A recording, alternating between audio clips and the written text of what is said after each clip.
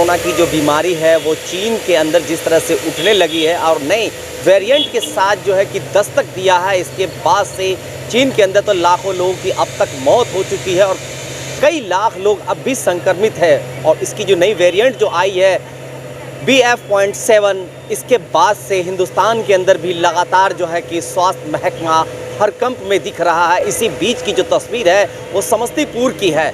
काफ़ी कमियां देखने को मिली थी, जहां ऑक्सीजन की भी कमियां देखने को मिली थी और यहां वेंटिलेटर की तो बात ही मत कीजिए। समस्तीपुर सदर अस्पताल के अंदर कुल 11 वेंटिलेटर मशीन जो है बताए गए हैं और आज तक जो मशीन शोभा की वस्तु बनी हुई है सदर अस्पताल के अंदर, ना ही इसके कोई टेक्नीशियन है जो इन्हें चला सके। इसी वजह से ये जो मशीन है सदर अस्पताल के इमरजेंसी वार्ड सहित जो अन्य वार्डों के अंदर लगानी थी वो शोभा की वस्तु बनकर पड़ी है, मगर इसे ना तो कोई देखने वाला और ना ही सुनने वाला है। और एक बार फिर कोरोना जैसी महामारी बीमारी जिस तरह से दोबारा दस्तक दी है, उसके बाद की जो तस्वीर है आप उससे अंदाज़ा लगा सकते हैं कि अगर ये वेंटिलेटर मशीन यहाँ चालू होती, इनके टेक्नीशियन होते, तो यहाँ जो गंभीर मरीज आते उन्हें दरभंगा, पटना या अन्य जो मेडिकल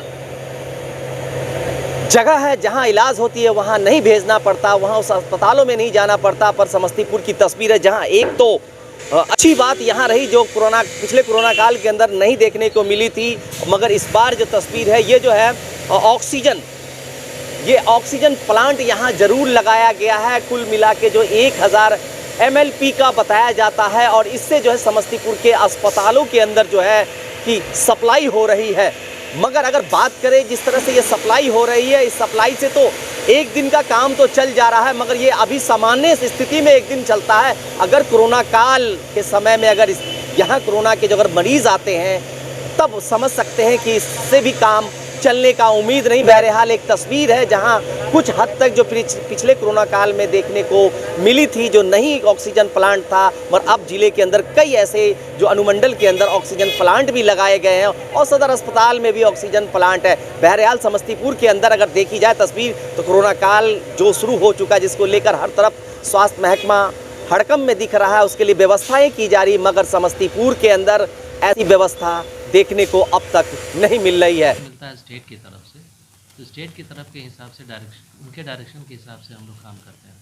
तो 2-3 दिन पहले हम लोग की मीटिंग हुई थी, उसमें हम लोग को ये कहा गया है कि हम लोग अलर्ट मोड में रहें, है ना।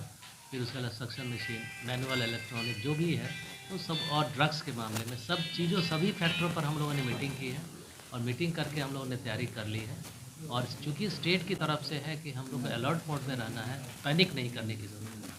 क्योंकि अगर हम पैनिक करेंगे तो नेचुरल है कि जो वेरिएंट अभी आया है, अभी चाइना जापान में तो वहाँ उसकी भूमिका है ही, इसलिए पैनिक होने की ज़रूरत नहीं है। तैयारी पूरी करके रखनी है। अगर बाय द वे कहीं कुछ ऐसा होता है तो हम लोग उसके लिए पूरी तरह तैयार हैं।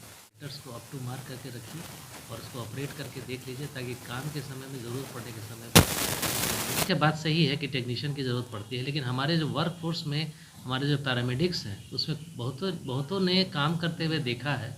और उस समय हम लोगों ने ये कहा भी था कि कल को अगर किसी तरह टेक्नीशियन की अवेलेबल नहीं होती है तो उसमें आप काम कर सकें, इस लायक उनको ज्ञान है। जस्ट एक शॉर्ट ट्रेनिंग हम दे देंगे।